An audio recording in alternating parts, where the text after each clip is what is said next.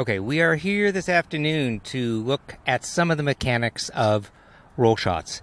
In particular, Steve Morgan is going to use a half roll to look at two aspects of croquet shots: how hard you have to hit it and how you should aim the mallet. So, we're going to begin with how hard you need to hit it. Our contention is that the equivalent of a single ball stroke actually works to move both balls the distances that you want, and we will explain why in a minute.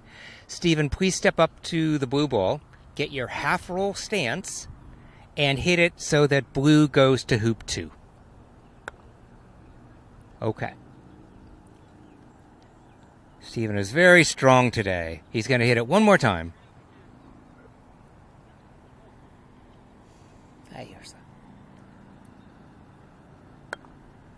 This one looks a little better. Probably still going to go long. Stephen! All right. Black maybe. Maybe it's the color, Stephen.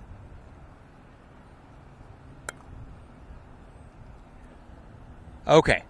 So, from a half roll stance, Stephen has hit the ball and it went the distance we now want. The croquet ball, which in this case is going to be red stripe, to go to hoop 2, while red solid goes level with yellow, which is at the peg, indicating a half roll. Okay? And that's a decent shot. So let's do both again, Stephen. And then we'll discuss it, and then we'll move on to aiming. So do it one more time, the single ball, Stephen. So what you're doing here is he's setting up as if he's hitting a true half roll, pretends there's a ball in front, and whatever force he just put into that, which is a very good shot, he's now going to use here within the two balls. And then I'll explain to you why we think that that's the appropriate way to think about it.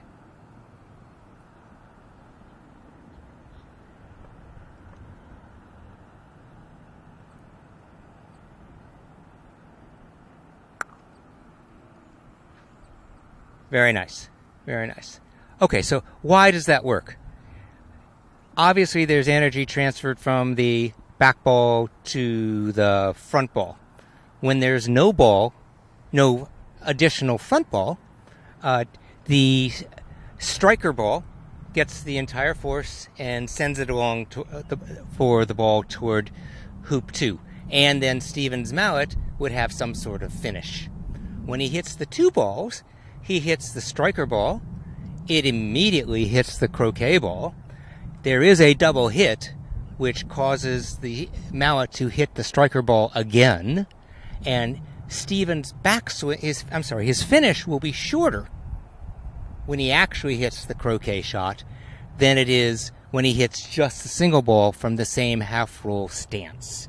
One last half roll, Stephen.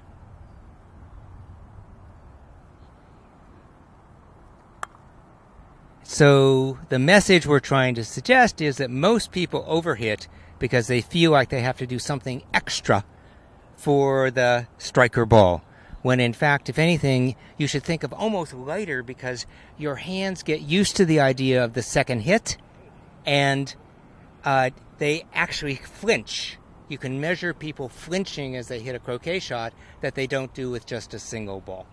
So our advice to you is do this drill. Take out two balls and one ball.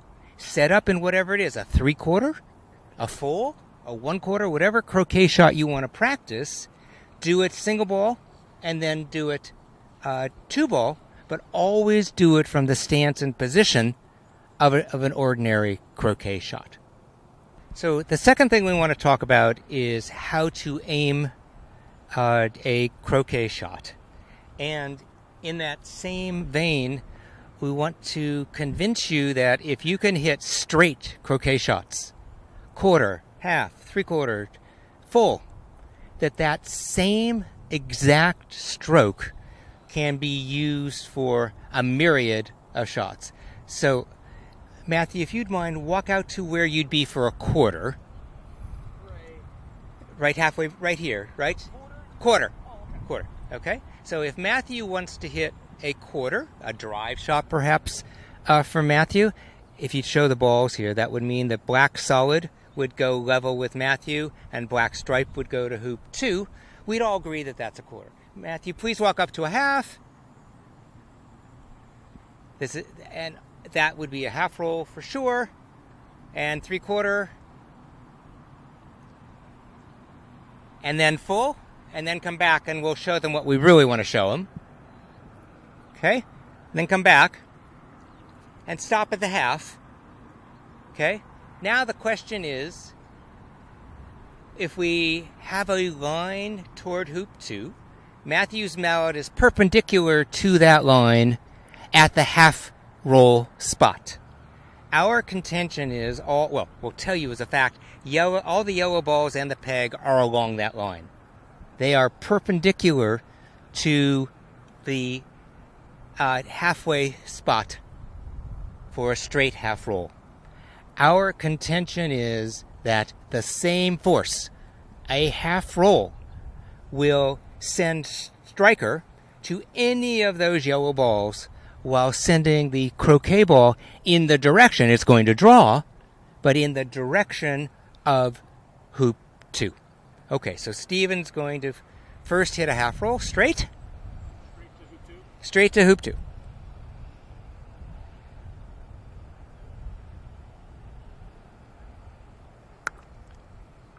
Okay. Then Matthew, would you mind doing the marking off again for us? Okay. So this time, good shot, Steven. This time we want the croquet ball, which will make blue stripe, to head in that same direction toward hoop 2. Ideally, go to that distance. Okay. But we want the striker ball, blue solid, to go to yellow stripe. Show them where yellow stripe is. Yep.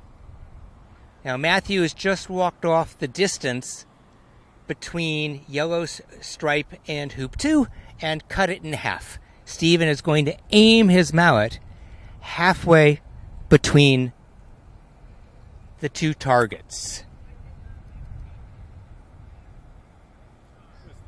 Yeah, well, blue stripe is way left. So this. Okay. Do it again. By the way, the idea of all of those being a half roll comes from Marty Selman. Okay, so we're doing it one more time. Yeah, better shot. Okay, let's get the balls we don't want alpha there. This time, we're going to have Steven aim the ball toward hoop 2. Matthew, let's get rid of the blue and black as well. But we now want the croquet ball to end up at the peg. And our contention is, if Matthew, you want to walk that off for us, please? Peg and 2. That, right. 6.5-ish.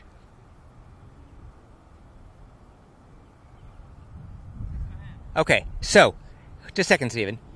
If you draw a line between the two targets, the one where you start on, so you red stripe for this ball here, please.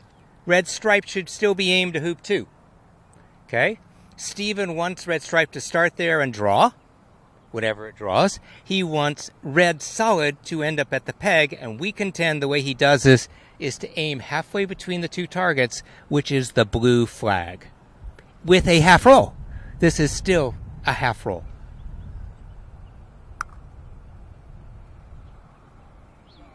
Good shot. Very nice. Okay, let's do an even more extreme example. Steven will once again aim blue solid this time toward hoop 2. We now want to go to the third yellow ball, the one that's east of the peg. Okay, and Matthew's marking it off. Okay, so hold on. So in this case, black flag is halfway between hoop 2 and our target, yellow. That's where Stephen's going to aim the same half roll.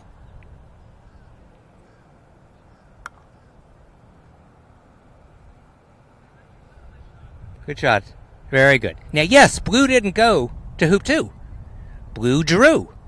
Okay? But blue solid went where we wanted it. So if you really wanted blue stripe to be end at that flag, you'd have to do your aiming with somewhat to take into the draw. Okay. Finally, people would say, well, this is really extreme, right? What type of shot do you think it is that would get red solid to the yellow stripe ball between hoops 2 and 3, between 3 and 4? And our contention is that is still a half roll. So Matthew, you just marked that one off, right? Or you don't mind? So once again, yeah, that's the ball. That's where we want red solid to end up. Okay, Matthew's showing the aim point.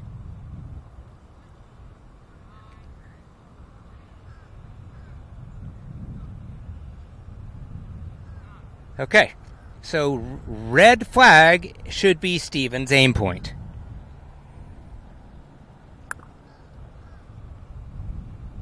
Same half roll. I'd say that was really good. All right, now, Mr. Van Tassel, can I bring you into this, if you don't mind? So, Marty Selman is Bob's friend, and he's the one who taught us how to determine that it's a half roll all along that line. It's Stephen Mulliner who suggested to me that the division of the distance between the two targets. What I wanted to talk with you, my friend, can we have me in this? Is that you cheat. Yes. Okay? And in fact, it took filming you to show you that where you think you aim your mallet, okay, and where you swing your mallet are two different things. Right. Do you mind just commenting on that a little bit? Right. The way I remember Marty Selman teaching me how to do this is to take the distance between the perpendicular from the croquet ball direction to the target direction and split it in half. I'm going to go and exhibit what you just mentioned, how Marty Selman's aim point and the one you used or thought you used, okay, the one mentally you start with, let's put it that way, Yeah. okay, but then you adjust and you hit great shots, okay, but as you pointed out to me, you're doing double work, okay, you have to make a mental correction you don't even know you make, all right, Exactly. So if you describe what I do, Yeah. my walking out there to the halfway line, Well, do you want me to do it and you can describe it? well, it'd be aiming at the peg. So it's easy. All right. So, Stephen, please set this up again. Blue stripe to hoop 2. Okay? But I want you to aim black stripe to the peg. Okay? Is that halfway between? No, let's mark it off. Yeah, it is. It's halfway along the... Yes. Yeah. It's halfway along the Selman line. Yes. Okay? So, the difference between the way Marty Selman taught you to do this, right? Or the way you interpret it. Yeah, I don't want to blame Marty for this. This is the way I learned it. That's fine. That's fine. Okay? We're not blaming anybody. I know. We're all trying to learn something here. But you can see Yeah. that our aiming method, the Mulliner method, if you will, from Stephen, would have Stephen Morgan aim to the red flag. The black one, I think. No, the red one. The red one. Oh, for the far one? Yes, that's where we're trying to go. Okay. Okay, but now, Stephen, aim to the peg, and we'll see how far it deviates. Aim at the peg, yeah. Aim at the peg. Notice how far away it is from yellow. Yeah. Blue stripe still goes where it's supposed to. Yeah. Okay? But that is not the correct aim point for yellow stripe. That's the only point we're trying to make here.